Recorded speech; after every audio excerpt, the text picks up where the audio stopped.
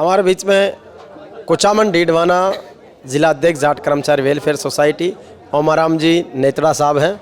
ओम जी, एक बड़ा आयोजन भरतपुर की धरती पर हुआ है, आगे पूरे राजस्थान में होंगे, किस तरीके का अनुभूति संकल्प देख रहे हैं? नमस्कार। सबसे पहले तो मैं यहाँ के समस्त कार्यकारिणी को धन्यवाद देना चाहूँगा कि इन्होंने बहुत ही शानदार और जानदार प्रोग्राम किया है और हमें आज वास्तव में ऐसा महसूस हुआ कि कोई जाट भी कोई शक्ति होती है।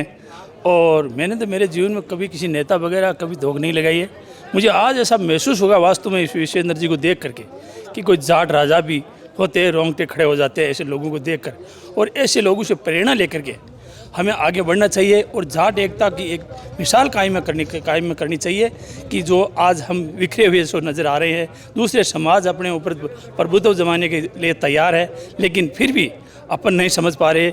और ऐसी अगर व्यवस्थाएं बनती रहेगी और हरपाल जी ने ये एक बहुत ही अच्छी मुहिम शुरुआत की है तो मैं धन्यवाद देना चाहूँगा इस प्रदेश कार्यकारिणी को भी, जिन्होंने संरक्षक लोगों ने जो भी RSIS जो जुड़े हैं इन्होंने बहुत ही अच्छी शुरुआत की है। और हमें आशा ही नहीं पूर्ण विश्वास करते हैं कि ये शिशुता अवस्था एक दिन बड़ा वटवृक्ष का रूप लेंगी। और ये JVP मीडिया को भी मैं बहुत बहुत धन्यवाद देना चाहूँगा। हरिराम जी किवाड़ा ने हमारे पूरे प्रदेश में एक बहुत ही अच्छी अलग जगह की है और हमारी ये जो लोगों की जो जोड़ने की जो एक व्यवस्था है उनके शिरोधार भी कहे तो भी कोई अतिशयोक्ति नहीं है। आज हम हर जगह हमारे समाज के कार्यक्रमों को देखते आ रहे हैं एक किवाड़ा जी ने कि हर IAS RS और नेतागण कोई भी हो हमारे समाज के, उन लोगों को एक सूत्र में बांधने का जो कि आप काम कर रहे हैं, आपको भी हम बहुत बहुत धन्यवाद देना चाहते हैं। आगामी कार्यक्रम 11 मई को हमारे डीडवाना में भी हमें तारीख दे रखी है। हम चाहते हैं कि इस भरतपुर में भी अच्छा काम करें, होगा या नहीं ये तो आगे समय बताएगा, लेकिन भरतपुर वालों का ये बहुत ही वास्तव में शानदार और जानदार ये प्रोग्राम रहा है और इनको बहुत बहुत धन्यवाद देते हैं कि संख्या में भी कम नहीं रहे और इनकी शक्ति में भी कम नहीं है और उनकी भावनाएं भी बहुत मजबूत और वास्तविक जाट की जो फीलिंग महसूस हुई है वो आज हमें हुई है। मैं एक प्रसंग भी अगर समय हो तो मैं एक प्रसंग के माध्यम से कहना चाहूँगा कि एक बार क्या हुआ, एक